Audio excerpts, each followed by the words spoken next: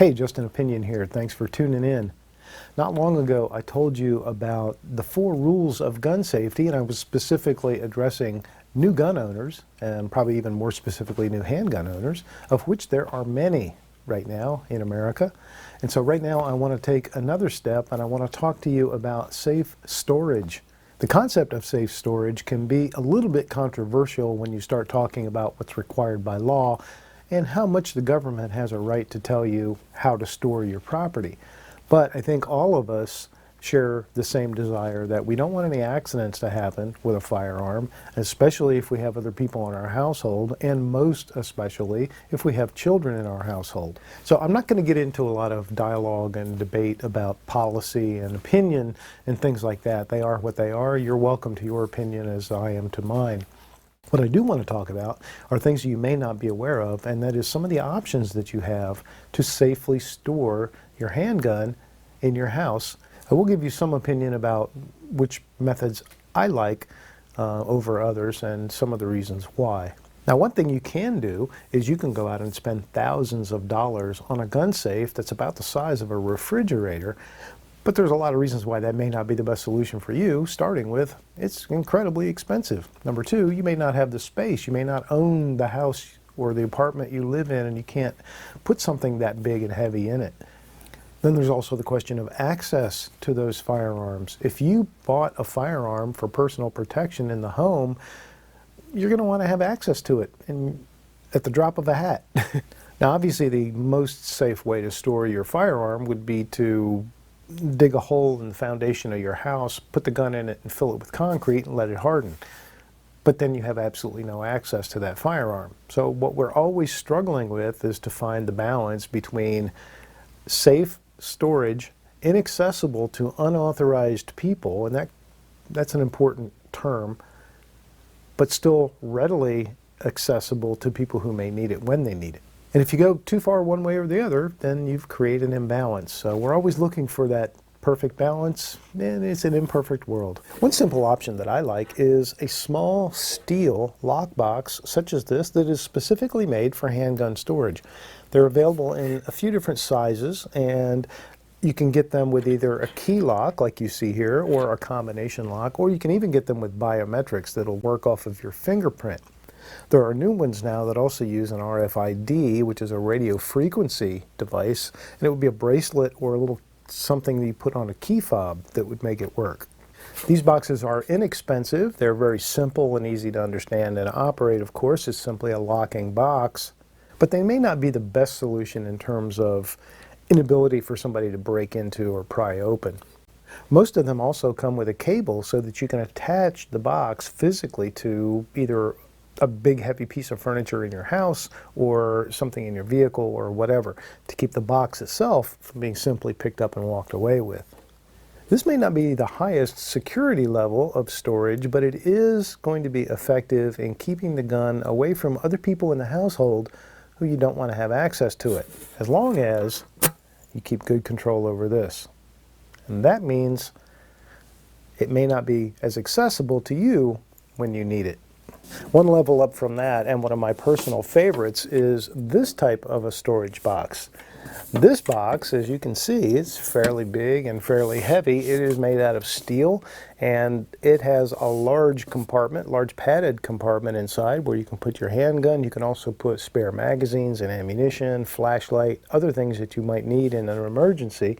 There are also several ways to secure this box. This one uses biometrics. It uses my fingerprint to open. You can plug it in with a power adapter, and it also has a backup battery inside so that you can access it if the power's out. This box is about 10 times more expensive than the simple lockbox that I showed you.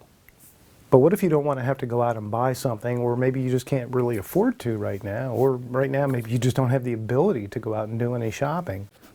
The good news is a lot of the gun boxes that your gun comes in are adequate for at least temporary secure storage. This is a typical gun box, and it is made of a good quality hard plastic, and it has holes in the handle where you can run a padlock. You can close the gun up in this box and lock it with a padlock, whether it be a combination or a key lock, and you have at least some temporary solution. Federal law also requires that every firearm sold must include a lock, an approved trigger lock of some sort. Here's one type, and this is the type that goes inside the trigger guard and prevents someone from being able to put their finger into it or access the trigger. This is my least favorite kind. This is, I would have to be desperate and have no other choices before I would use this. Number one, most of them are not very secure. This one is terribly insecure. Anyone could access this with a second-grade education and a paperclip. So I don't like it for security purposes. I also don't like it because if they do make it more secure, again, it makes the gun inaccessible. And even if I had the key in my hand and I heard the glass break at 3 a.m., how long is it going to take me, under stress, maybe in the dark, to figure that out? So this is my least favorite kind, but if it's all you have, then you're going to have to work with it for now. Luckily, the majority of handguns sold, and even long guns, come with this type of lock. This is a cable lock. What I like about the cable lock is it is simple. It's basically like a bicycle lock in a lot of ways. It's a flexible cable. You lock the slide open on an empty gun. You take the magazine out and you run this lock through it and you lock it. And obviously you take the key with you.